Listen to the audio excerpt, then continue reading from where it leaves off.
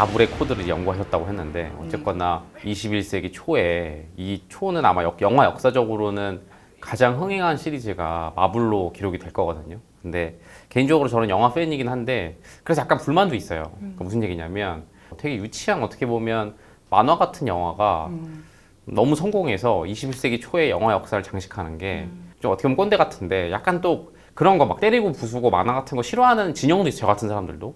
그 사람들이 보면 싫다기보다는 약간 의아한 것도 있거든요. 왜 저렇게 마블이 지금 거의 진짜 2000년대 초반을 다 장악할 정도로 계속 인기인가. 마블 팬은 아니지만 저는 한번 이제 궁금해서 알고 싶었고 그래서 이왕 볼 바에는 한번 깊게 즐겨보자라는 생각들을 하던 찰나에 우리 연구원님이 마블의 코드 연구했다고 해서 이제 이 자리에 모셨는데 일단은 그냥 결론부터 그 마블이 그렇게 사랑받는 마블의 코드는 뭐라고 딱 그 정리하셨나요? 마블의 코드는 딱 두 가지로 정리가 되는 것 같아요. 그게 첫 번째는 유사성이고 그리고 다음에는 연결성 이렇게 두 가지 코드로 정리가 일단 되고요. 제가 이제 아이언맨 선풍기랑 막 보조 배터리랑 이런 것도 다 마블 그러네. 거거든요. 그래서 뭘 이렇게까지 좋아하냐 이런 대표님하고 비슷한 약간 그런 생각을 가진 친구들이 저한테 물어보기도 했는데 사실 히어로물을 되게 유치하다고 볼 수도 있을 것 같아요. 그런데 저는 히어로물, 특히 마블의 영화 자체가 시대를 반영하고 있는 하나의 작품이라고 생각을 하거든요. 원래 마블이 만화였었잖아요. 근데 만화로 나왔을 그 당시가 산업사회였어요. 그래서 되게 이제 극심한 경쟁 구도, 그리고 사람들이 되게 불안감을 많이 느끼는 그런 상태였어요. 그리고 현재도 보면 헬조선이라는 말이 나오는 것처럼 취업난이라든지 아니면은 뭐 저희 이제 고등학생들 같은 경우에는 계속 바뀌는 입시 제도라든지 어쨌든 지금도 되게 불안한 상태로 저희가 살아가고 있잖아요. 근데 그거를 이제 대변해 주는 게 영웅이라고 생각을 해요. 그리고 영웅이 그 한계를 극복해 나가는 과정을 통해서 저희가 이제 대리만족을 느끼게 되는 거죠. 그래서 히어로물, 특히 마블 영화는 단순히 유치한 영화가 아니고 때리고 부수는 영화가 아니고 방금 말씀드렸던 그 유사성이랑 연결성 이 두 가지를 가진 되게 하나의 큰 작품이다라고 저는 말씀드리고 싶어요. 방금 전에 설명해 주신 그 시대 반영하는 거 있잖아요. 그건 유사성 쪽에 가까운 거예요? 유사성에 가까울 것 같아요. 네. 오늘 이제 오시기 전에 어쨌든 연구 자료를 한번 훑어보긴 했거든요. 그게 가장 사실 저한테는 좀 어떻게 보면 인상 깊었던 건데 그 히어로물을 유치하다고 생각하는 사람들은 현실과 너무 동떨어지는 판타지라서 유치하다고 생각하는 게 있거든요. 근데 거꾸로 그 연구 자료를 봐도 마블 영화가 성공했던 건 히어로물임에도 불구하고 시대상을 반영했다. 그게 약간 저는 되게 인상 깊었는데 그러면 실제로 마블 팬들은 지금 시대에서 겪는 어떤 답답함을 마블 영화를 통해서 해소하고 있는 건가요? 근데 저는 일단 그 배경이 시대의 상을 반영하는 거다라고 그래서 유치하지가 않다라고 일단 전제처럼 말씀을 드린 거고요. 그 유사성에 있어서 물론 시대상을 반영하는 것도 있지만 제가 이제 코드로 뽑은 그 유사성은 시대상이랑은 조금 다른 그래요? 것 같아요. 그래요? 시대상은 이제 배경이 되는 거고 유사성은 이제 정말 그 캐릭터와 관객, 캐릭터를 봤을 때 내가 공감을 하고 내가 위로를 받고 나도 이제 발전할 수 있겠다라는 그런 위로와 공감을 받는 그런 측면에서의 유사성을 말씀드린 거였어요. 그래요? 그럼 조금 더 구체적으로 예를 들면 가장 유명한 캐릭터가 아이언맨인데 그 미국에서는 스파이더맨이 뭐 그 항상 압도적으로 인기가 가장 많은 캐릭터 중에 하나더라고요. 그럼 아이언맨이랑 스파이더맨으로 비교했을 때 관객이 어떤 유사성을 느낄 수가 있나요? 일단 저는 아이언맨의 광팬이기 때문에 아이언맨부터 말씀을 드리면 저도 아이언맨이 제일 좋더라고요. 네. 유사성이라는 게 이제 영웅들이 그냥 완벽하기만 하고 점점 그냥 힘만 세고 악당을 이기기만 하면은 그냥 완벽 그 자체의 영웅이잖아요. 그런 영웅한테는 관객들이 공감을 받기가 좀 어렵다고 생각을 해요. 물론 스트레스 프리 용, 단순 킬러 타임 용으로 이제 그걸 보고 아 재밌네 하고 넘길 수는 있지만 마블이 그거랑 차별화되게 캐릭터에 되게 힘을 불어 넣은 게 영웅인데 불완전해요. 그러니까 아이언맨도 보면 딱 보면 되게 재벌이고 뭐 무기 1위 세계 1위 기업의 CEO고 너무 부럽고 얼굴도 잘생겼고 그렇잖아요. 하지만 아이언맨이 갖고 있는 그런 불완전함이란 이게 아이언맨 3 영화에서 이제 좀 집중적으로 나오는데 어벤져스 1에서 이제 그 외계의 침공이 있어요. 그래서 아이언맨이 거의 죽었다가 살아나는 약간 그런 마지막 장면이 있어요. 그런데 아이언맨 3에서 이제 그거랑 이어져요. 이어져서 그거에 대한 트라우마가 생긴 거죠. 그래서 본인은 뭐 잘나고 뭐 이런 것도 당연히 있지만 수트가 없으면 난 어떻게 돼버릴 수도 있겠다. 약간 공황장애, 불안장애 비슷한 그런 증세가 와서 수트에 엄청 집착을 하게 되는 그런 증상들을 보여요. 이제 그런 부분에서 아 얘도 영웅이고 완벽하고 재벌이지만 그런 트라우마, 본인의 그런 트라우마나 이런 것 때문에 끊임없이 이제 아픔을 겪고 불안해하고 그러는 게 우리의 모습과 사실 그렇게 다르지가 않다고 저는 생각을 했거든요. 이제 그런 부분에서 우선적으로 유사성, 이게 우리와 같은 불완전함을 갖고 있다라는 거를 말씀드릴 수 있을 것 같아요. 그리고 뭐 하긴 스파이더맨도 제가 미국 친구한테 한번 옛날에 물어본 적이 있거든요. 니네는 스파이더맨을 되게 좋아한다는데 왜 그러냐 했을 때 걔가 말한 키워드 중에 하나가 되게 고등학교 때, 중학교 때 다들 그런 아픔이 있대요. 되게 루저로 그러니까 잘 나가는 애들 사이에 못 끼고 인싸는 못 되고 항상 아싸로 사는 그 모습이 그런데 스파이더맨이 그런 애여서 되게 좋다. 그러니까 처음부터 되게 잘 나가고 막 근육질인 애가 스파이더맨이었으면 별론데 엄청 우주였던 애. 그러니까 약간 나도 저렇게 될 수 있겠다? 그런 거랑 비슷한 건가요? 나도 저렇게 될 수 있겠다. 혹은 쟤도 나와 별 다를 바 없는 똑같은 약간 사람이다. 약간 이런 부분? 근데 히어로가 되는 걸 보면 네. 나도 뭔가 극복을 하면 네. 그죠? 좀 판타지긴 하지만 뭐 스파이더맨이 되는 건 아니지만 나도 이거를 극복해 갈 수 있겠다. 약간 네. 이런 약간 잠깐만. 그럼 그 전에 히어로들, 그러니까 마블 시대 이전의 히어로들은 슈퍼맨은 이런 성향이 없나 유사성이? DC의 팬분들한테는 조금 네. 이제 저의 개인적인 생각이기 네. 때문에 그냥 이제 솔직하게 말씀을 먼저 드리면 요 질문에 대해서는 또 이런 거 조심하긴 해야 되나 봐요. DC 팬들이 있나 봐요. 그럼요. 팬덤이 이제 확실해서 근데 저도 오늘 네. 슬쩍 이렇게 준비하면서 약간 비교로 잡아야 되긴 할 것 같더라고요. 오늘이 마블의 코드라 마블의 유니크함을 다루려면 반대적으로 좀 전형적인 히어로물이 있어야 되는데 DC도 대단한 게 마블을 빼고 나면 남는 히어로는 DC밖에 없긴 하더라고요. 그래서 네네. DC를 약간 그냥 전형적인 마블이 유니크하다면 좀 노멀한 히어로로 다루긴 해야 될 것 같더라고요. 근데 하여튼 팬들은 이해해 주실 거니까. 네. 하여튼 그 대표적인 게 슈퍼맨. 그전에는 압도적인 게 슈퍼맨, 배트맨이었잖아요. 그렇죠. 슈퍼맨은 그러면 어떤 유사성이 없다고 해야 되나요? 그 말씀하신 슈퍼맨이나 배트맨 1, 2, 3 시리즈는 마블이 탄생하기 되게 전의 영화들이었잖아요. 그죠? 그래서 그 부분에 대해서 유사성이 없다라고 말씀드리기는 어려울 것 같아요. 왜냐하면 제가 말한 지금 DC는 마블이 이제 그 어벤져스 단체 영화를 이제 그렇게 구상을 한 거가 MCU를 설립하게 되면서부터 아이언맨이 이제 출발을 한 건데 이제 DC가 그걸 보고 우리도 이제 해야겠다 해서 오케이. 본인들의 이제 세계관을 만들기 시작해요. 근데 오케이. 그거의 첫 시작이 슈퍼맨이 나오는 맨 오브 스틸인가 오케이. 그 영화예요. 근데 그 전 얘기를 해봅시다. 이제 그 슈퍼맨은 약간 이제 마블스러운 느낌을 좀 둔 것 같고 네. 그 전 있잖아요. 그러니까 전형적인 최초의 슈퍼맨. 그러니까 지금 말고 그거를 보면 마블이랑 다른가요? 저는 근데 개인적으로 조금 다르다고 생각을 하는 게 슈퍼맨 하면 저희가 떠오르는 게 그냥 다 무조건 다 쓸어버릴 수 있는 그렇죠. 1인자 절대 패배하지 않고 무조건 승리하는 영웅 그런 거에서 이제 사람들이 뭐 물론 이제 막 쾌감을 느끼고 할 수는 있었겠죠. 그런데 인간적인 면모에 있어서의 그 유사성은 슈퍼맨이나 배트맨 부분에서 조금 덜 덜했죠. 하지 않았을까. 네. 마블이 그렇게 인기를 끈 첫 번째 코드가 유사성인데 네. 즉 그 전에 히어로들은 유사성보다는 말 그대로 초인. 그래서 그냥 어떻게 보면 보고 우와 하는 그 킬링 타임 블록버스터용이었다면 갑자기 마블에 와서는 역시 우아하는 어떤 멋진 액션씬은 있지만 그 내가 감정이입할 수 있는 요소가 더 많아서 인기가 있었다는 그런 얘기인 거죠. 네, 맞아요. 그리고 추가로 말씀드리고 싶은 게 이제 제가 DC가 마블이 그렇게 MCU를 설립하고 나서 DC 얘기를 슬쩍 꺼냈던 이유가 DC도 그래서 슈퍼맨으로 출발을 해서 그런 거를 꾸리려고 했으나 이제 DC 영화를 제가 많이는 못 봐서 모르긴 하겠지만 딱 그냥 그렇게 정리가 되더라고요. 화면 자체는 너무 훌륭하고 너무 화려하고 정말 맞아요. 장난이 아니더라고요. 맞아요. 근데 제가 관객으로서 아 슈퍼맨이 이래서 좀 나랑 이런 게 있고 좀 이래서 나랑 비슷한 면이 있고 근데 얘가 이런 걸 이렇게 극복해 나가는구나 약간 이런 거에 대한 공감이 저는 하나도 안 되더라고요. 맞아요. 그래서 이제 좀 DC랑 딱 명확하게 비교를 할 수 있는 그 부분 마블의 차별성이 있는 부분이 그래서 유사성인 것 같아요. 그렇군요. 그쪽 캐릭터 중에 이제 명작으로 뽑는 게 그 다크나이트 리턴즈, 다크나이트 라이즈 그쵸.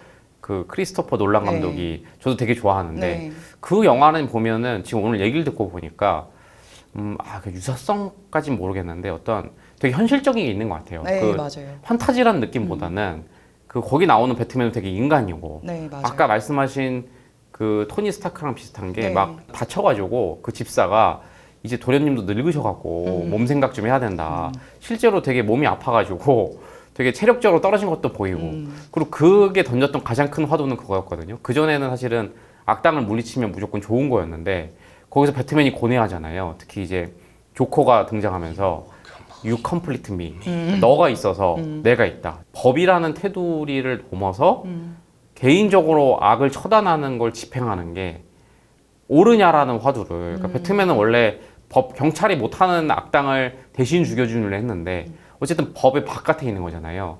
그 화두를 그러니까 조커가 계속 던지는 거죠. 어차피 너도 나랑 비슷한 인간이다. 또 말하다 보니까 그게 있네요. 약간 마블보다는 좀 감정이입하기 힘들어요. 왜냐면 우리가 그런 딜레마에 빠지진 않을 것 같거든요. 그래도 약간 인간적이었기에 네. 그 영화가 약간 명작으로 된 것 같은데 그리고 그 제가 크리스토퍼 그 놀란 감독의 시리즈는 건들고 싶지가 않아요. 왜냐하면 그 시리즈만큼은 저도 되게 감명 깊게 본 영화고 그리고 추가로 그런 악당을 그려냈다는 것 자체가 그건 되게 작품성이 되게 어마어마한 작품이라고 생각을 하거든요. 혹시 오늘 얘기하신 유사성으로는 그 작품의 해석이 안 되나요? 그건 좀 다른 건가요? 저는 유사성이랑은 조금 다른 느낌인 것 같아요. 그 시리즈는. 그건 약간 진짜 철학적 화두를 좀 크게 던진 그런 느낌? 네, 그런 느낌이. 알겠습니다. 여튼 그건 명작으로 킵해놓고 유사성에 대해서 또 다른 게 뭐 있을까요? 뭐 DC랑 비교하든 기존 히어로물랑 비교해서 그런 유사성을 불러낼 만한 요소들이 또 뭐가 있을까요? 말씀드렸던 불완전함도 있지만 일단 첫 번째로 되게 유머러스하게 우리랑 별다를 바 없는 사람이다라는 걸 보여줘요. 그거를 예시로 들어드리면 토르 같은 경우에는 신이잖아요. 그렇죠. 네. 어떻게 유사성이 없을 만하잖아요. 네, 그런데 토르 영화에서 보면 동생 로키한테 맨날 당해요. 그러니까 엄청 센 존재임에도 불구하고 로키한테 맨날 놀림당하고 마법으로 이제 놀림당하고 이런 장면이 나오잖아요. 근데 뭐야 신인데 뭐 저렇게 허술해? 약간 이런 면이 보이는 유머러스한 부분도 있고 어벤져스 1에서 이제 로키가 지구를 침공을 하잖아요. 근데 거기서 헐크랑 둘이 이렇게 대면하는 장면이 나와요. 제일 재밌는 장면이죠. 네, 근데 어디 감히 미천한 뭐 인간이 나는 신이다 어쩌고 저쩌고 막 이러는데 헐크가 이제 자꾸 내팽겨치잖아요. 그 장면에서 헐크가 뭐야 완전 약골 신이네 이렇게 이제 얘기를 하는데 그런 것도 신이지만 되게 그런 걸 유머러스하게 얘 별거 아니에요. 우리랑 다를 바 없는 그런 사람이에요. 이런 거를 이제 유머러스하게 좀 풀어내는 부분이 일단 있고요. 그리고 두 번째로는 아까 그 불완전한 모습에 대해서 아이언맨 말씀드렸었잖아요.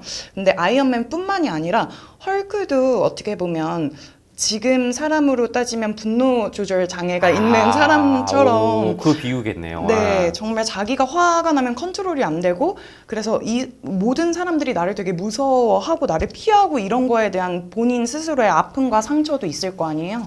그런 부분에서 헐크도 불완전함이 느껴지고 그리고 또 하나 마지막으로 예시를 들자면 블랙 위도우라고 나오잖아요. 되게 스칼렛 요한슨. 그럼 아름다운 여성 한 분이 마블에 나오는데 스파이 훈련 학교 뭐 그런 레드룸이라고 하는 곳에서 살인 기계처럼 이제 훈련을 받게 돼서 이제 임신을 할 수도 없는 상태의 여성으로 만들어서 무조건 좀 킬러의 수단으로만 그렇게 이제 그 레드룸에서 블랙 위도우를 만들어요. 그러면서 본인이 이제 엄청나게 많은 살인을 하게 돼서 어벤져스에서 내가 이 피를 씻기 위해서 어벤져스에서 영웅 역할을 한다. 약간 이런 메시지가 있거든요. 네, 근데 그런 부분에서도 이제 여성으로서 느끼는 약간 그런 좀 고통, 불안감 그리고 이제 그거를 이제 극복하고자 어벤져스 활동을 하는 약간 그런 모습이 이제 블랙 위도우에서도 좀 보이는 것 같아요. 그런. 왜냐하면 슈퍼맨도 신이잖아요. 네. 그냥 외계 종족의 신인데 슈퍼맨에서는 그런 게 안 보이거든요. 뭐 심지어 아버지 얘기도 나오긴 하는데 그냥 철저하게 뭐 우리 그 왕국의 뭐 너는 후계자다 이런 얘기가 나오지 헐크는 분노 조절 장애 그죠? 어떻게 보면 현대인들의 가장 감정화하기 쉬운 캐릭터인 것 같고 마지막으로 사실 저는 블랙 위도우 캐릭터에 대해서 약간 불만이 있었거든요. 왜냐면 너무 뭐랄까 전형적인 여성을 다루는 모습 같아서 되게 싫었어요. 그러니까 제일 캐릭터성이 안 느껴지는 게 블랙 위도우랑 그 활 쏘는 캐릭터 있죠. 네네. 네.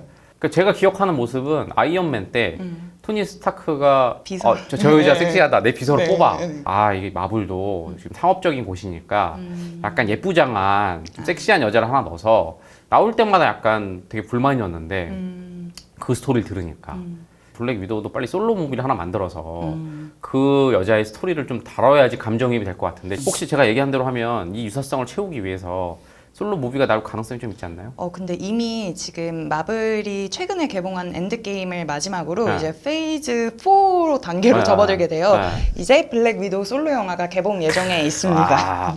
유사성이랑 코드를 보니까 진짜 전 몰랐어요. 왜냐면 전 마블 팬이 아니기 때문에. 말씀하신 것처럼 마블은 그런 걸 되게 중요하게 생각을 해요. 그 영웅들의 그런 불완전함 그리고 이제 이루어지는 내적인 성장 이런 걸 정말 마블은 중요하게 다뤄서 그게 안 나온 영웅들을 추후에 약간 풀어주는 거죠.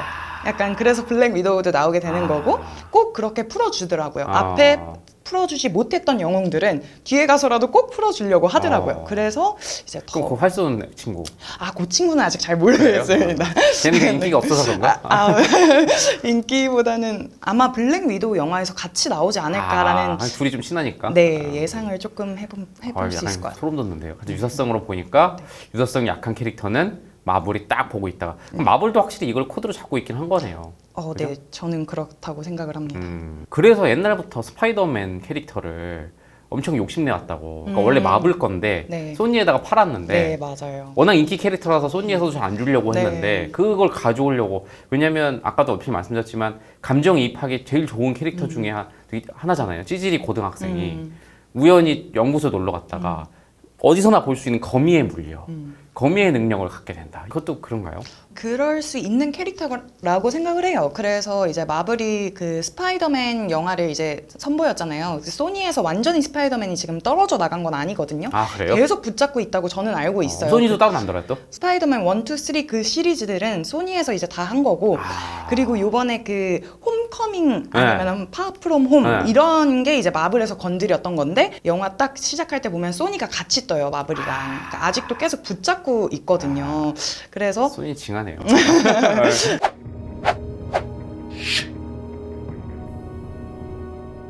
그래서 어쨌든 말씀하신 것처럼 저런 찌질이가 뭐 이렇게 스파이더맨이 되고 막 이럴 수도 있는 부분도 있고 또 스파이더맨 하면 우리의 친절한 이웃 스파이더맨 막 이런 타이틀이 있거든요. 그래서 이제 그런 부분에서 유사성이 있고 충분히 얘를 살릴 수 있는데 그래서 소니에서 좀 확 갖고 오고 싶은데 그게 이제 그거는 상권 문제 뭐 이런 거기 때문에 어쨌든 마블이 막 다 집착해서 가져온 건 아니잖아요. 네, 그렇죠. 솔직히 지금 마블 규모면 스파이더맨은 하나 정도 안 가져와도 사실은 큰 문제 없는데 그렇게까지 투자해서 갖고 오는 이유 중에 하나가 왠지 이 유사성이랑도 좀 저는 연결이 좀 되는 것 같아서요. 네, 유사성이랑도 연결이 되고 이제 제가 요거 유사성은 첫 번째 코드잖아요. 근데 연결성이라도 그래요, 연결성이. 이게 되는 게 그 스파이더맨 홈커밍이랑 그 어린 스파이더맨 있잖아요.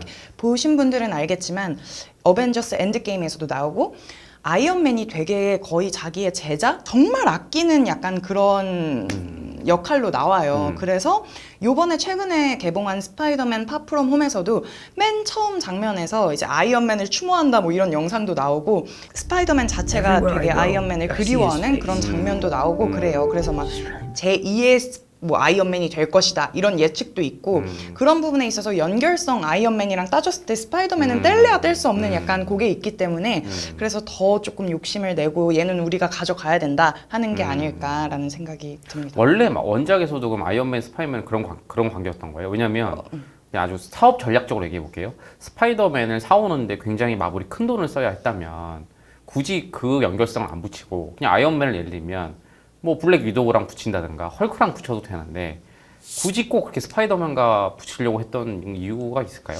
일단 제 개인적인 생각으로는 스파이더맨 홈커밍을 어쨌든 개봉을 시켜서 스파이더맨을 개봉을 시켰는데 거기에 아이언맨을 이미 출연을 시켰고 그리고 아이언맨이 되게 이제 인상적인 대사를 하거든요. 스파이더맨한테 수트가 없이는 아무것도 아니에요. 스파이더맨이 이러는데 그러면 넌 더 아무것도 아니야 이런 식으로 얘기를 하는데 그런 부분에서 이미 이 둘의 끈끈한 그런 거를 성립을 해놨는데 그거를 굳이 버리거나 붙이지 않을 이유가 있을까라는 생각이 들어요. 네. 방금 그 대사가 임팩트가 되게 강했는데 네. 그러고 보니까 스파이더맨이랑 아이언맨의 인간이 느낄 수 있는 어떤 유사성적인 가장 큰 아픔을 공유할 수 있는 건 그 둘밖에 없는 것 같거든요. 왜냐면 다른 히어로 중에 수트를 입는 사람은 거의 없는 것 같아요. 그러니까 물론 이제 갑옷이나 네네네. 자기 복장이 있지만 완전 돌변하는 수트를 입는 거는 그 둘이 제일 가깝거든요. 그러니까 그쵸. 아까 말씀하신 것처럼 아이언맨이 왜 수트에 집착하는, 저는 그때 되게 큰 비유를 느꼈어요. 약간 심지어 어디까지 혼자 상상을 했냐면 겉모습에 집착하는 현대인들, 맞아요. 어떤 되게 부와 명예라는 껍데기 속에서 그게 벗겨지면 난 아무것도 아니야. 되게 자존감이 부족한 현대인들에 대한 비유라고도 생각을 했거든요. 네, 맞아요. 근데 그 유사성을 공유할 수 있는 건 둘밖에 없는 것 같아요. 그렇게 보면 마블이 엄청나게 되게 현대인들이 겪을 만한 고민을 녹여내자. 그렇게 보면 스파이더맨, 아이언맨을 왜 붙였는지도 알 것 같거든요. 저는 개인적으로 엑스맨 영화는 가끔 TV에서 보면 눈을 못 뗄 때가 있어요. 근데 왜 그런가 봤더니 단순히 그 화려한 액션 그런 게 아니고 명백하게 어떤 시대 상황을 보여주는지가 저는 한 번에 와닿더라고요. 제가 느낀 엑스맨은 뭐에 대한 비유냐면 인종차별 또는 혐오에 대한 거라고 봐요. 무슨 얘기냐면 거기 외계인들은 명백하게 저는 흑인이라든가 아니면 성적 소수라든가 그걸 상징한다고 봐요. 근데 그들이 능력이 좋고 문제를 해결해 주는데 결국 돌아오는 건 그래봤자 쟤네는 잡종이다, 변종이다. 그러니까 돌연변이잖아요. 거기서 그려지는 게. 그래서 계속 뭘 고민하냐면 야 우리가 아무리 세상을 위해서 하면 뭐해? 결국 우리는 돌연변이고 잡종이야. 그래서 그 중에서 한 명은 또 엇나가가지고 야 이럴 거면은 쟤네들 다 죽여. 네, 맞아요. 예를 들면 그걸 그냥 흑인에 비유하자면 흑인들이 이런 거죠. 아니 우리가 더 신체적 능력도 뛰어난데 언제까지나 백인들은 심지어 도와주고 심지어 전 세계 문제를 우리가 해결해도 결국은 너넨 흑인. 그럴 바에는 백인을 싹 몰아내자. 막 이런 과격파가 있고 한편에서는 안 돼. 그래도 백인과 손을 잡고. 평화를 지키자. 예, 그래서 저는 그게 되게 묵직하게 와닿았거든요. 흑인이라든가 동양인이라든가 어떤 여성이 또 감정이입할 수 있는 캐릭터도 마블이 개발을 해야 되지 않을까요? 그래서 그 블랙팬서가 흑인이잖아요. 흑인들이 열광했다고 들었어요. 네, 예. 그 여성 같은 경우는 블랙 위도우가 있고 그리고 두 번째로 이제 염력을 쓰는 완다도 있어요. 제가 되게 좋아하는 여성 캐릭터인데 영화로는 추후에 솔로 예정은 아직 없으나 그게 드라마로 풀릴 예정이라고 하더라고요. 마블이 드라마도 하거든요. 그래서 그런 걸로 다 이제 다 또 하고 있네요. 네, 계속해서 하고 있어요. 신경을 안 쓰는 게 아닙니다. 그럼 블랙팬서는 약간 네. 흑인들이 겪을 만한 아픔에 대한 유사성이 좀 들어있나요? 왠지 마블은 너무 묵직하게는 안 들었을 것 같고 엑스맨처럼 엄청 묵직하게까지는 안 했을 것 같은데 그래도 좀 있나요? 네, 엑스맨스럽게 되게 인종차별적인 부분에 있어서 흑인에 대한 거를 많이 건든 것 같지는 않아요. 블랙팬서 부분은. 그런데 이제 흑인들이 열광한 이유는 흑인 영웅이 일단 탄생을 했고 그리고 그 와칸다라는 왕국 안에서 이제 흑인들이 많이 출연을 하기도 하고 흑인들 간의 그 강력한 약간 그런 올곧은 모습 그런 것들이 많이 보여져서 좀 이게 인기가 많았던 게 아닌가라는 생각이 들어요. 마블스럽네요. 너무 깊게 가진 않고 약간 밝은 면. 근데 와칸다도 저도 그런 얘기를 들었어요. 흑인들의 뿌리인 그냥 아프리카를 네, 맞아요. 되게 좋은 곳으로 멋진 곳으로 그려서 우리들의 뿌리조차 멋있다. 네, 흑인은 네. 멋있다. 그런 게 딱 깔려 있는 것 같아요. 저도 그래서 보면서 되게 멋있다고 생각을 했거든요. 이렇게 네. 다른 인종이 좀 다르긴 하네요. 네. 저는 사실은 뭐죠? 가디언즈 오브 갤럭시? 네. 그거보다는 차라리 엑스맨을 붙이는 게 상업적으로는 더 시너지가 있다고 봤는데 왜냐면 가오겐 전 처음에 어쨌든 심지어 너구리가 나오잖아요. 네. 그럼 나무가 나오잖아요. 네. 그럼 그것도 한 번만 해석해 주시겠어요? 왜냐면 로키라는 신, 네. 토르라는 신인데도 심지어 격화시켜서 우리랑 동일한 어떤 유사성을 느끼겠다면 너구리랑 나무한테는 어쨌든 완전 외계 종족이잖아요. 어떻게 유사성을 느끼게 했나요? 가디언즈 오브 갤럭시 자체는 저는 저희한테 주는 유사성은 진짜 가족의 의미를 전달해 주는 거라고 생각해요. 그 나무라고 말씀하셨던 그루트가 가디언즈 오브 갤럭시 이제 1편에서 막 I am Groot라고만 계속 얘기를 하다가 맨 마지막에 We are Groot 이러고 이제 제가 부끄러운 얘기인데 사실 마블 팬도 아니고 네. 근데 워낙 극장 갔더니 볼 것도 없고 왜 인기인지 봐야겠다고 해서 본 것 중에 하나가 그거였어요. 마지막에 네.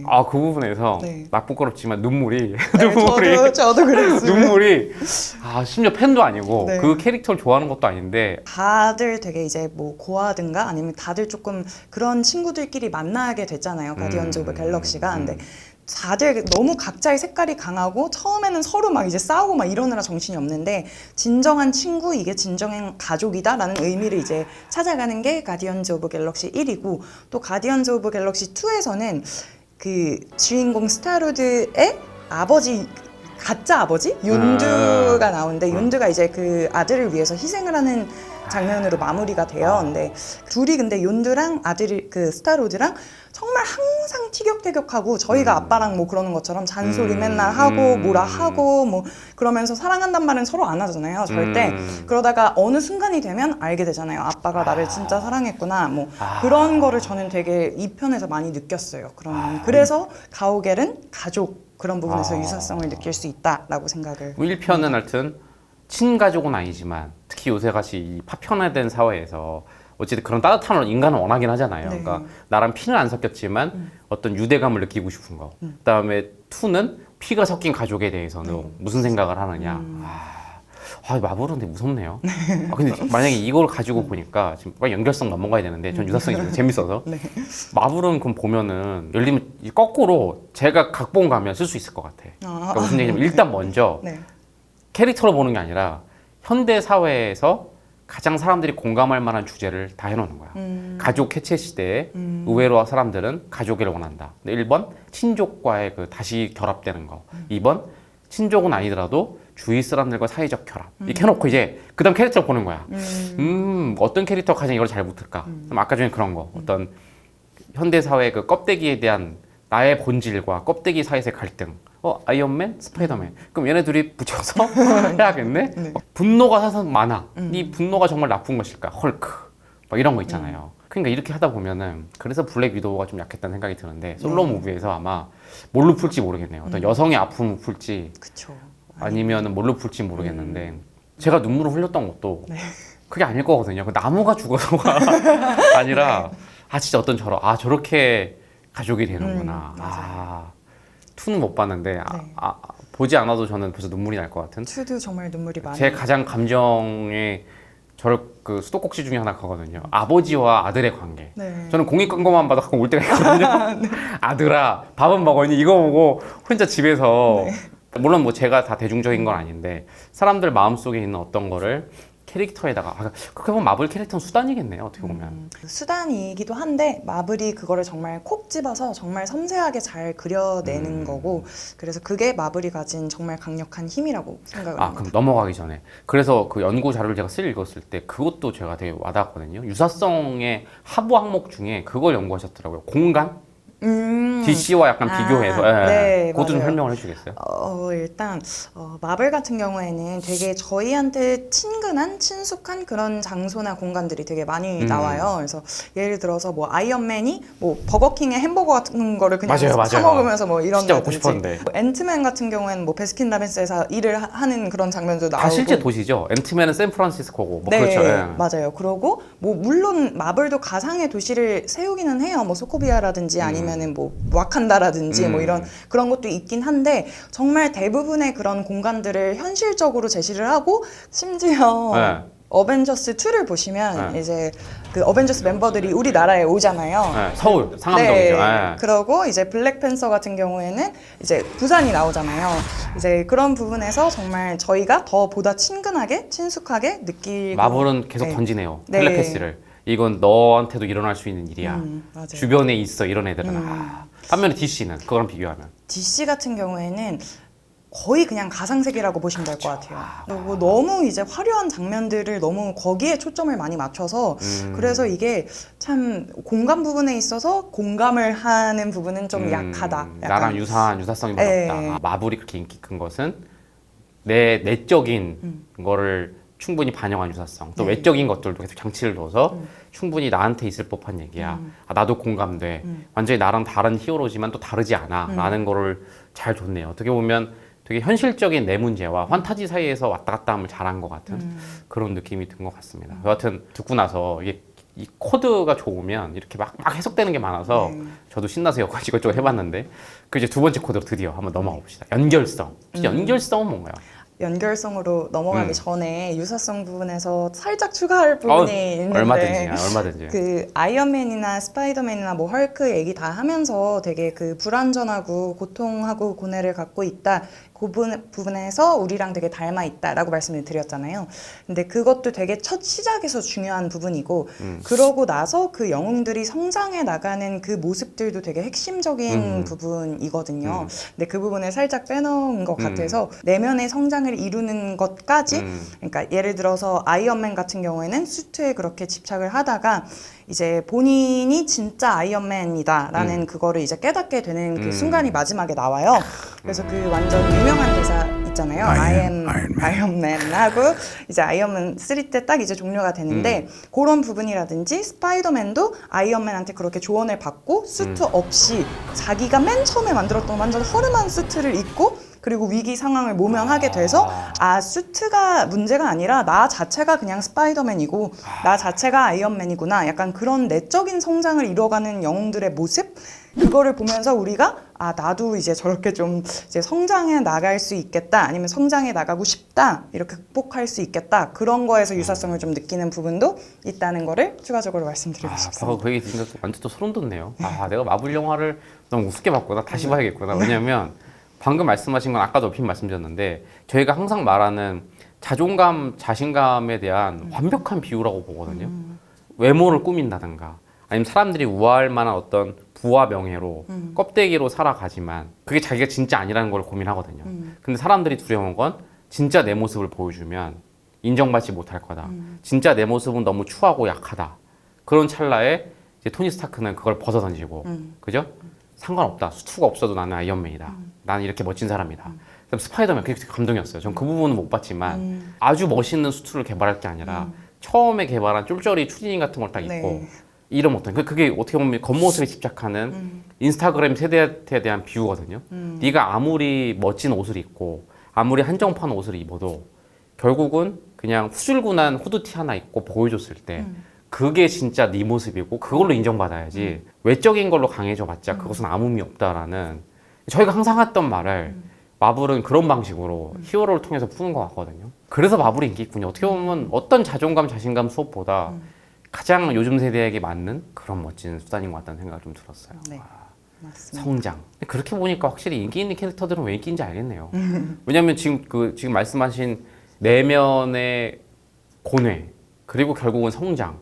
다른 캐릭터들도 봤을 때는 없는 것들이 좀 많아요. 그러니까 없으면 없을수록 별로 인기가 없는 것 같고 그 마블에서 좀 약하고 나니 말씀하신 대로 다음에 준비하고 있겠죠. 그러니까 헐크라고 말씀하셨을 때 저는 또 와닿기도 했지만 한편으로는 분노 조절 장애라고 했는데 그게 어떻게 극복됐던 모습이나 이런 거를 아직 못 본 것 같거든요. 계속 아직 고뇌만 하고 있는 것 같은 헐크는 극복을 했나요? 그러니까 헐크는 조금 다른 방향이기는 하지만 배너 박사 자체는 내가 헐크로 변하는 게 싫고 막 그렇게 생각을 하잖아요. 이렇게 사람들이 나를 괴물로 생각하고 막 그런 부분에서 되게 이제 고뇌를 많이 하는데 결국 어벤져스 3에서 인피니티 워에서 헐크가 안 나타나요. 그래서 배너 박사가 아이언맨이 만든 그 이제 그 수트를 입고 막 이제 싸우거든요. 엔드게임에서는 이제 둘이 완전히 하나가 돼서 배너 박사 얼굴인데 헐크예요. 약간 그러니까 둘이 이제 완전히 하나가 된 채로 이제 엔드게임에서는 나오게 돼요. 그렇게 이제 조금 아까 말씀하셨을 때 분노 조절 장애에 대한 비유라고 했는데 아닌 것 같아요. 그거는 겉모습인 것 같고 똑같이 자존감, 자신감인 것 같아요. 그 자기 정체성을 계속 부정하다가 마지막에는 뭐 어때? 누가 보기엔 괴물이라고 해도 이게 나인 걸 어때? 그러니까 둘이 섞였어요 얼굴이. 헐크의 그 무서운 얼굴이 아니라 헐크인데 배너 박사의 얼굴이에요. 그래서 둘이 이제 내면의 대화를 많이 했겠죠. 그러고 이제 해결점을 찾아가서 결국 그렇게 이제 엔드게임에서 보여졌겠죠. 현대인들이 다 그 고민을 겪잖아요. 마음속에 진짜 내가 있고 약간 겉으로 사는 내가 있고 둘이 갈등 겪잖아요. 맨날 밤새 얘기하고 싶은데 하나씩 캐릭터를 하면서 안다 얘기도 하고 싶고 비전 얘기도 하고 싶고 하지만 그거는 이제 우리 학생들한테 맡겨놓고 하여튼 유사성이란 코드로 보면은 현대 인간들이 가장 겪는 그런 문제들을 대입하면은 캐릭터가 보이고 그럼 더 재밌다. 자 이제 그럼 이제 두 번째 마블이 수많은 히어로물 중에서 유니크하고 또 21세기 초를 완벽하게 장악할 수밖에 없었던 두 번째 코드 연결성. 연결성은 뭔지 일단 간략하게 설명을 한번 해주세요. 일단 연결성이라는 건 그 마블이 여태까지 제작한 영화가 거의 25편 가까이? 그렇게 많아요? 네. 저의 20대를 함께 다 보낸 정말 21세기 초를 그냥 네. 싹싹 장악한 거죠? 네, 근데 그 영화들이 다 밀접한 관련이 있고 다 조금씩이라도 연결이 돼 있어요. 그래서 그게 마블이 가지고 있는 두 번째로 강력한 힘이고 그게 연결성이라고 코드를 이제 내게 된 겁니다. 그거는 흥행에 또는 대중의 마음을 훔치는데 어떤 영향을 미쳤을까요? 예를 들면 유사성은 진짜 감정이입, 또는 공감, 가슴을 후벼 파는 내 얘기 같아 이런 거고 심지어 눈물까지 나오게 한다고 한다면 연결성은 대중에게 뭘 어필한 걸까요? 일단 그냥 딱 정리해서 말씀을 드리면 무엇보다 흥미를 불러일으키죠. 그러니까 유사성은 감정으로 이제 좀 그런 게 와닿는 게 있다면 이 연결성은 흥미를 불러일으켜서 예측하는 재미, 내가 한번 이제 스토리를 상상해보는 재미, 이게 이렇게 나올 것 같아, 아니면 저렇게 나올 것 같아, 좀 그런 재미, 그런 부분에서 이제 흥미를 불러일으키고 그 연결성을 알고 보면 더 이제 모든 장면들이 이해가 다 가는. 되게 순수한 영화적 재미겠네요. 그죠? 네, 맞아요. 이거는 약간 어떤 개인이나 철학 이런 면보다는 순수한 영화적 재미. 그럼 진짜 마블 영화는 보통 한 편 한 편이 완결인데 그 25편이 막 다 서로 이렇게 조금씩 연결되는 거예요? 그렇죠. 다 이게 마블 영화가 어벤져스 시리즈는 팀업 무비, 그러니까 단체 영화잖아요. 그런데 솔로 영화들이 정말 많잖아요. 직접 뭐 얘가 여기에 출연을 하지 않아도 뭐 캡틴 아메리카 영화예요. 근데 뭐 예를 들어서 뭐 스파이더맨이 출연하지 않았어요. 만약에 그래도 정말 그냥 요만한 연결고리라도 다 집어넣어놨어요, 마블은. 그래서 그게 다 연결이 돼 있다? 근데 그렇게 해서 촘촘히 해놓으면 좋은데 네. 거꾸로 팬이 아닌 사람은 그래서 진입하기 힘든 게 있지 않을까요? 그러니까 저도 약간 그런 게 있거든요. 마블 팬들 보면은 막 꼭 쿠키 영상 기다려서 보고 네. 보고 나서 와 이러는데 네. 예를 들면 저도 하도 그게 인기라고 해서 기다려서 봤는데 저같이 팬이 아닌 사람은 뭐야?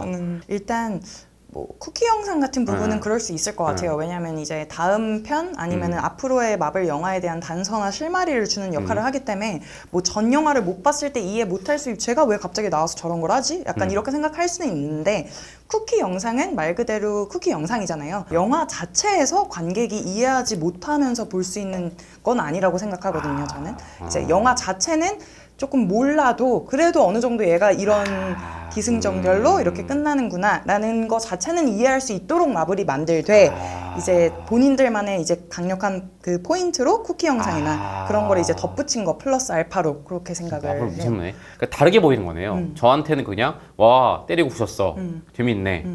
하지만 팬이 봤을 때는 저기서 저걸 웃다니. 네, 그렇죠. 저거는 어벤져스랑 연결되겠어. 이렇게 한 편만 보면 아까 말씀드렸던 네. 유사성 코드를 느끼실 수 있잖아요. 그걸로 이제 많이 좀 끝나는 하실 거고. 수 있고 요거는 이제 전체를 봤을 때 이제 마블의 광팬들은 그런 거를 이제 좀 찾는 재미도 있고 마블을 다 보신 광팬이 아니어도 좀 몇 편이라도 보신 분들은 나 이거에서 이런 장면이 있었는데 이게 이거랑 연결되네? 이런 거 정도를 캐치할 수 있게 그렇게 이제 나오기 때문에 네. 근데 영화 역사상 이런 게 있을까요? 무슨 얘기냐면 시리즈 영화란 건 많잖아요. 네, 그렇죠. 1, 2, 3 뭐 이렇게 돼서 연결되는 건 많은데 네. 지금 마블 영화들은 1, 2, 3가 아니잖아요. 그러니까 네. 어벤져스 1, 2, 3는 있지만 네. 예를 들면 전혀 상관없는 헐크랑 토르랑 스파이더맨이랑 이게 다 연결되는 이런 시도가 영화 역사상 있었을까요? 저는 일단 이런 시도는 마블이 처음이었다고 생각을 하고요.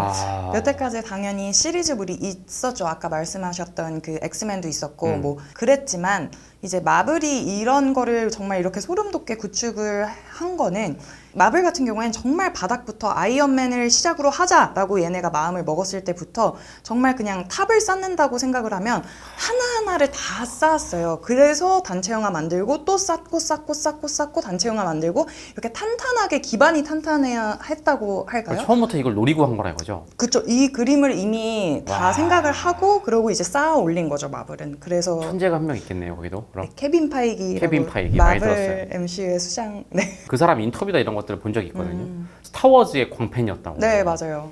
그 스타워즈가 대표적으로 미국에서는 거의 완전히 진짜 매니아가 엄청 많지만 이제 어떤 미국 외의 지역에서는 왜 인기지? 근데 그게 오늘 연결성으로 해석이 되더라고요. 스타워즈도 광팬들은 그 시리즈에서 장대하게 연결되는 그 요소들. 그래서 제 인상에 봤던 게 스타워즈 다큐멘터리를 봤는데 어느 광팬의 집에 갔더니 벽 한 면이 그 캐릭터와 역사를 그려놓고 이렇게 막 해놨더라고요. 근데 마블은 지금 얘기하다 보니까 스타워즈가 대단한 것 같아요. 어쨌든 스타워즈는 네. 스타워즈 1, 2, 3, 4였잖아요. 근데 마블은 아이언맨 1, 2, 3, 4가 아니라 아이언맨 1, 2, 3에 뭐 헐크 1, 2에 스파이더맨에 맞아요. 블랙 위도우까지 다 합쳐 거기다 심지어 아까 들어보니까 쇼킹이 온 게 드라마까지 다 합쳐가지고 네. 거대 왕국을 어쨌든 비팬 입장에서 한 번에 들어가기 너무 힘들 것 같아요. 왜냐면 지금 얘기를 들으니까 나도 이 재미를 느끼려면 아이언맨 1부터 다시 보면서 그거를 조합해야 될 것 같은데 저 같은 후발 팬이 훅 들어갈 수 있는 좀 뭐 방법은 없나요? 다 보시는 것도 물론 좋지만 요즘에는 유튜브에 엄청나게 좋은 영상들이 많아요. 그 계보나 이런 걸 다 정리해 놓은. 그래서 마블 세계관 이렇게만 검색을 하셔도 아마 쫙 이제 페이지 1부터 지금까지를 쫙 설명해 주는 영상? 근데 단 20분, 30분이면 돼요. 그런 영상들이 있을 거예요. 그거를 좀 보시면 파악이 되지 않을까, 도움이 되지 않을까. 뜬금없는 질문인데 어벤져스 엔드게임 보시고 네. 막 엄청 뭉클하셨어요? 저는 일단 어벤져스 엔드게임을 극장에서 3번 봤고요. 아이언맨이 이제 죽거든요. 근데 죽으면서 또 하는 대사가 I am 아이언맨이에요. 그 장면을 보고 정말 가슴이 찢어졌습니다. 왜냐면 제가 왜 엔드게임 보고 네. 뭉클하거나 울었냐고 여쭤봤냐면 거기서 차이가 있더라고요. 근데 지금 설명 잘 해주셨는데 첫 번째는 연결성을 모르는 팬이 봤을 때는 울 포인트가 없는 거예요. 근데 연결성을 아는 팬들은 그러더라고요. 진짜 나의 젊음 하나가 정리되는 맞아요. 느낌? 맞습니다. 약간 그 지금까지 모든 게 정리되면서 맞아요. 뭉클했다고 하더라고요. 근데 두 번째 얘기 또 해석이 돼요. 근데 심지어 I am 아이언맨 할 때 또 한 거는 그 지금까지 역사에 대한 것도 있지만 또 유사성, 또 네. 유사성. 다시 한번 자기 정체성을 확인하고 네, 맞아요. 소름이 돋네요. 그러니까 연결성, 유사성 둘 다 울음 포인트가 저는 안 봤지만 아직 두 번째 포인트도 그랬을 것 같아요. 연결성 모르니까 뭉클하기보다는 때로 잘 나오네. 화려한데 좀 지루하네 하다가 마지막에 저는 아마 아이언맨이 I am 아이언맨 하는 거 보고 저는 유사성 때문에 뭉클했을 것 같은데 그게 있군요. 연결성은 하여튼 이 팬들을 촘촘히 가둬놓은 거네요. 네. 그죠? I am 아이언맨 말고도 그러니까 대표적인 대사들이 있어요. 아이언맨은 이제 I am 아이언맨 요거고 캡틴 같은 경우는 I can do this all day인가? 뭐 온종일도 할 수 있어. 이런 대사가 있어요. 근데 그게 캡틴 아메리카 1에서 나오고 그리고 11호에서도 나오고 그리고 엔드게임에서는 좀 유머러스하게 캡틴이 과거의 캡틴이랑 만나게 돼요. 그런데 거기서 과거의 캡틴이 지금 나한테 나 온종일도 할 수 있어 막 이렇게 얘기를 해요. 지금의 캡틴이 알아 너 그런 거 알아 이렇게 얘기를 하는 유머러스하게 풀어낸 것들이 있는데 뭉클하죠. 팬이 보면 팬이 보면 빵 터질 수 있고 그리고 팬이 보면 너무 뭉클할 수 있고 이런 장면이고 연결성을 알거나 뭐 유사성을 알면 근데 이제 당연히 모르시는 분들은 그냥 이렇게 넘어갈 수 있는 대사들이지만 이 연결성과 유사성을 아시는 분들은 거기에서 이제 되게 뭉클하거나 아니면 빵 터졌거나 둘 중에 하나는 하셨을 거다라는 이제 그런 거죠. 그렇군요. 너무 대단한 성공이라서 그런지 모르지만 자꾸 어떤 성공 전략적으로 보이는데 배우들 관리를 되게 잘해야겠어요. 왜냐면 그렇게 케빈 파이기가 그 시리즈를 다 구축을 해놨잖아요. 근데 어쨌든 그게 물리적으로는 최소 10년에서 20년 걸리는 시간인데 중간에 배우가 뭐 이렇게 갑자기 죽거나 하는 건 어쩔 수 없지만 변심을 해서 계약을 안 하겠다고 하거나 이래버리면 사실은 약간 예를 들면 토니 스타크가 중간에 나 아이언맨 그만할래.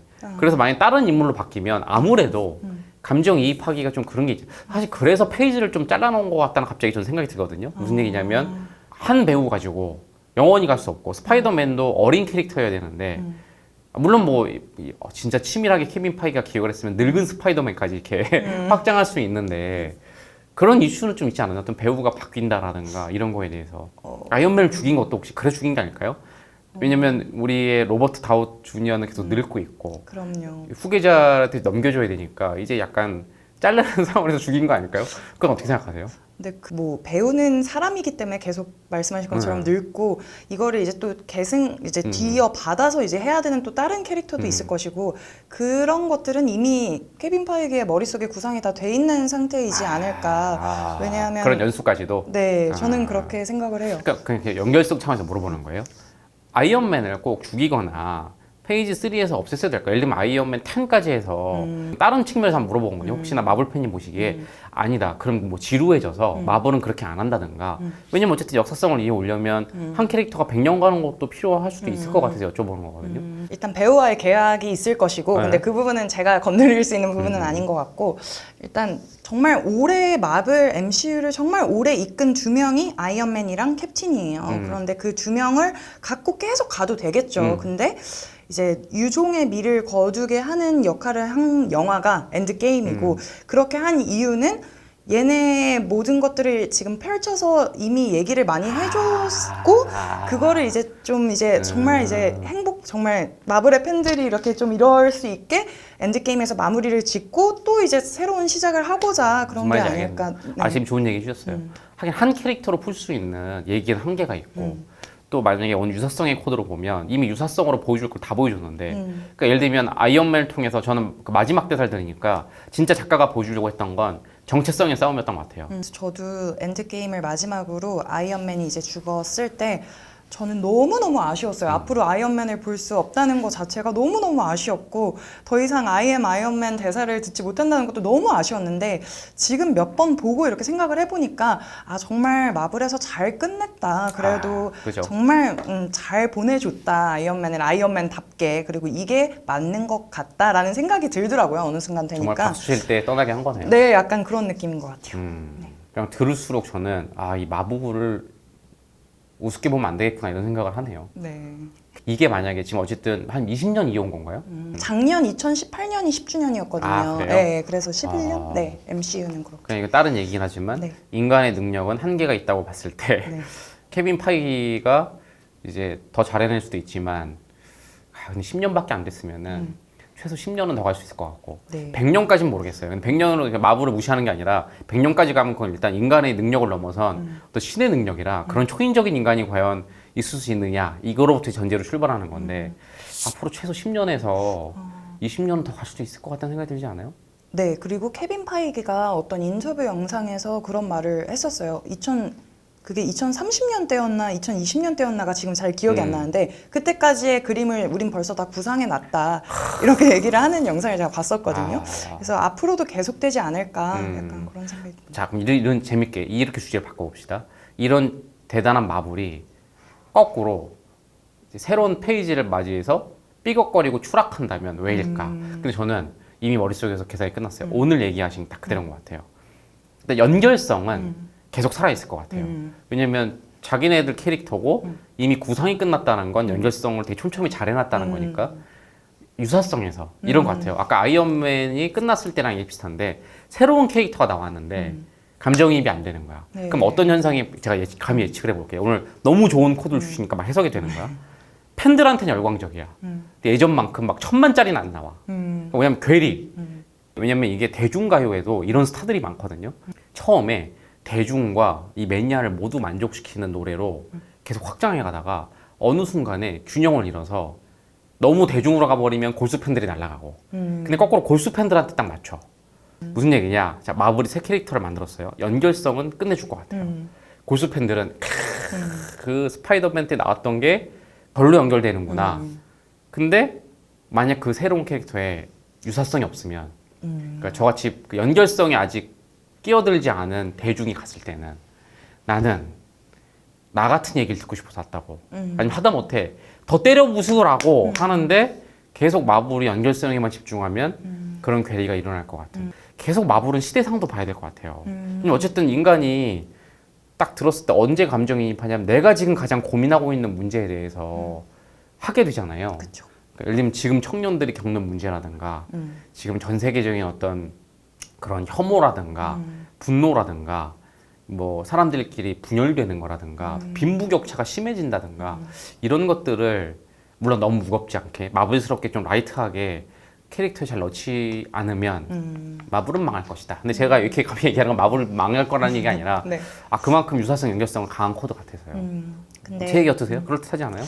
그럴 수 있을 것 같아요. 네. 그런데 마블은 이미 이 두 개로 계속 여태까지 밀고 나갔던 것처럼 네. 앞으로도 밀고 나갈 것이기에 유사성이 빠지진 않을 것이다 라고 그냥 팬 입장에서 사람들 마음이 바뀌어야 되는데 사람들 마음이 여전히 아이언맨의 고민에 머물러 있으면 근데 그러면 아이언맨 말고 다른 캐릭터로 똑같은 고민을 보여주면 되겠네요. 네, 그렇게 풀어나갈 것 같아요. 네. 아, 날 듣고 보니까 네. 제가 왜냐면 안 될 얘기까지 왜 했냐면 너무 무시무시해서 네. 이러면 계속 마블이 해먹겠는데요? 오늘 저는 마블 얘기를 들으면서 마블의 코드가 아니라 말씀하신 유사성, 연결성은 어떻게 보면 특히 유사성은 기본적인 영화의 코드라는 생각을 되게 했었거든요. 이런 얘기를 제가 어디서 들었어요. 그러니까 영화는 현실을 도피하려는 판타지이지만 너무 판타지이면 또 싫다. 지극히 현실적인 판타지라는 문구를 제가 어디서 본 것 같아요. 아니면 제가 이 꿈에서 떠오른지는 모르겠는데 되게 모순되는 문구잖아요.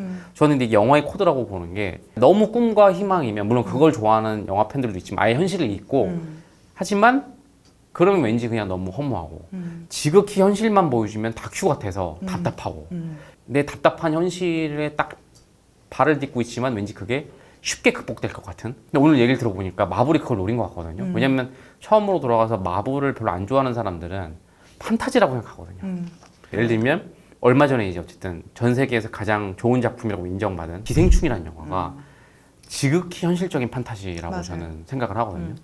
그 영화는 보면 진짜 현실에 뿌리를 두고 있죠. 너무 지독한 현실.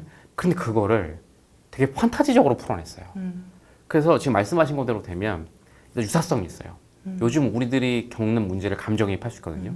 근데 연결성 말고 거기 연결성 없죠. 기생충이 네. 뭐 영화적 재미가 있어요. 저도 그 영화를 몇 번 봤거든요. 가서 그냥 보면 대부분 하는 사람 얘기가 뭐냐면 그냥 다 있고 재밌다. 너무 호러와 액션과 그렇게 버물러 있어서 그냥 시간 가는지 모르고 근데 끝나고 나면 뭔가 이게 내 얘기 같은 게 있다. 그래서 이게 저는 현실과 판타지를 완벽하게 왔다 갔다 해서 이 영화가 저는 대단했다고 보거든요. 꼰대 마인드죠. 먹물 마인드인데 기생충이 영화지. 이거에 비하면 아이언맨 따위는 그냥 팝콘 먹고 보는 그냥 그거지라고 했는데 오늘 들어보니까 이 영화적 성취를 한 것 같아요. 판타지 쪽에 가깝죠. 더 판타지지만 굉장히 현실에 뿌리를 뒀기 때문에 그 유사성을 줬기 때문에 그러면서 판타지적인 치고 부수는 영화적 재미 거기에 연결적 재미라는 영화적 재미를 줬기 때문에 하여튼 저는 그걸 느꼈어요. 오늘. 결국 마블이 성공한 것도 베이스에는 어떤 영화적 코드를 잘 성취하지 않았는가 그런 생각을 합니다. 그런 의미에서 마블이 보여준 히어로들은 이 현대사회가 겪는 문제점과 어떻게 연결될까요? 그렇게 짧게 정리해서 한번 말씀해 줄 수 있을까요? 마블이 생각하는 히어로는 우리와 다를 바 없는 불완전한 영웅들이 성장해 가고 한계를 극복해 나가는 모습을 보여줌으로써 우리도 어쨌든 지금 상황이 뭐가 힘들고 아무리 뭐가 혼란스럽고 이래도 우리도 해낼 수 있다, 나아갈 수 있다 라는 희망적 메시지를 줌과 동시에 감동을 주는 약간 그런 거라고 이제 정리를 하고 싶습니다. 멋있네요. 거기에 어벤져스가 주는 메시지는 연대까지 더해진 거잖아요. 네, 그렇죠. 딱 우리 얘기네요. 거대한 문제, 지금 사회가 이렇잖아요. 도대체 내 힘으로는 해결을 못할 것 같은 거대한 문제가 있어. 실제 해결 못해. 근데 그 불안전함을 계속 고민하면서 하다 보면 언젠가 해결에 가까울 수 있다. 근데 만약에 1인 캐릭터 하나가 해결해 버렸으면 또 역시 맞아요. 이 사회 문제를 나 혼자 해결하라고 이렇게 끝났을 텐데 그럴 때 친구들이 있잖아. 이러면서 네, 맞아요. 불완전한 캐릭터가 힘을 합쳐갖고 해볼만 하다. 지금 팍팍한 사회에 되게 좋은 메시지네요. 너 힘들지? 안 될 거야. 그리고 너 불완전해서 그래. 인정해. 인간은 모두 다 불완전해. 하지만 계속 그렇게 극복해가고 성장하는 게 우리 아니겠니? 맞아요. 그렇다고 해서 사회 문제가 해결되진 않아. 그때는 나와 똑같은 친구들이 있지 않니? 같이 연대해서 맞아요. 불완전함을 극복하고 성공하면 아무리 어려운 사회 문제도 해결되지 않겠니? 라는 마냥 메시지를 마블이 주는 거죠. 네, 극복해 나갈 것이다. 다시 다 봐야겠는데요. 저는 아이언맨 때 열심히 보다가 네. 어느 순간부터는 이제 귀찮아서 안 보고 막 반골 기질 너무 많이 보니까 이놈의 블록버스터를 뭐라고 이 세계에 막 몇억 명씩 보고 그치 기생충 영화지 막 이러고 있었는데 네. 제가 오늘 듣고 보니까 좀 반성하게 됐어요. 근데 이 시각으로 봐야 재밌을 것 같아.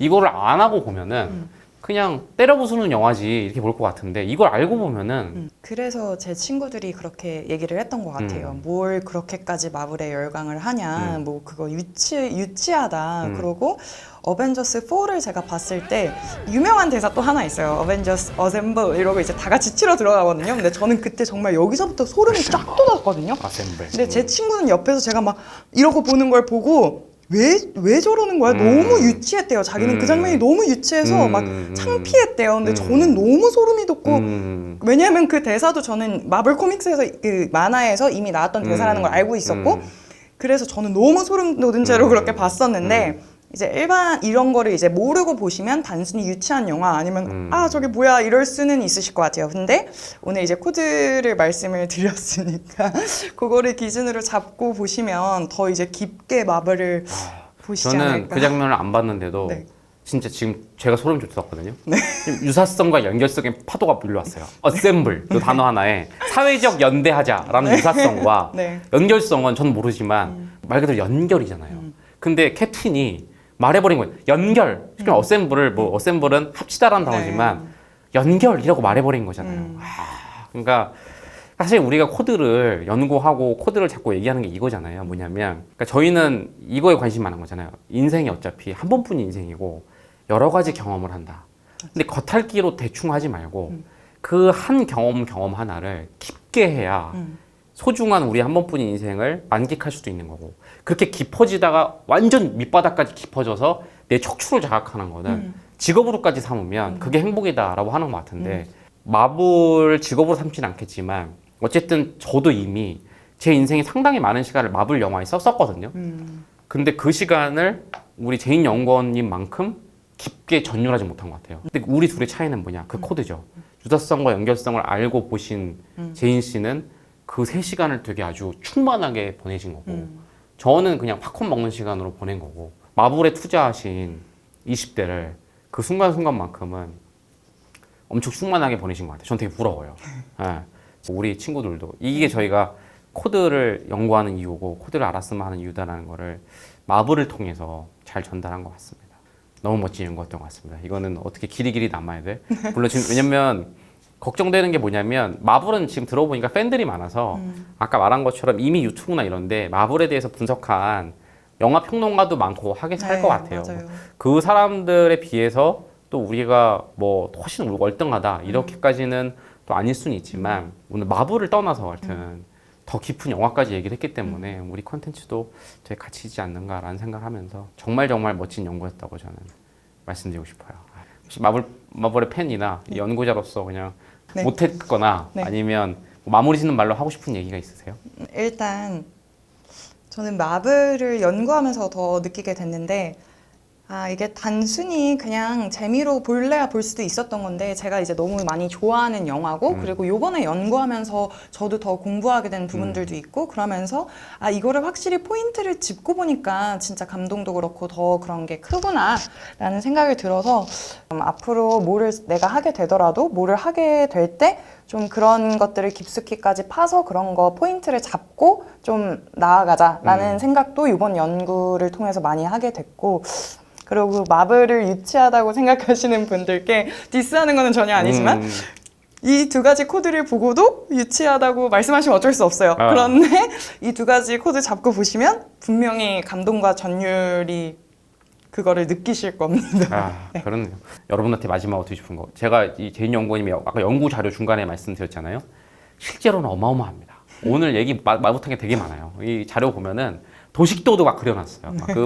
저는 처음에 미국 역사인 줄 알았어. 근데 알고 보니까 만화의 역사야. 마블 관계도 그려놓은 거 보면은 이게 세상 모든 건 연구할 만한 게 있구나라는 생각을 앞으로도 계속 마블로서 전유라는 분이 되길 바라고 저도 이제 오늘 코드를 가지고 앞으로 저도 한 번뿐인 인생 그 마블에 투자하는 시간을 충만하게 사는 그런 사람이 되게 만들어 주셔서 감사합니다.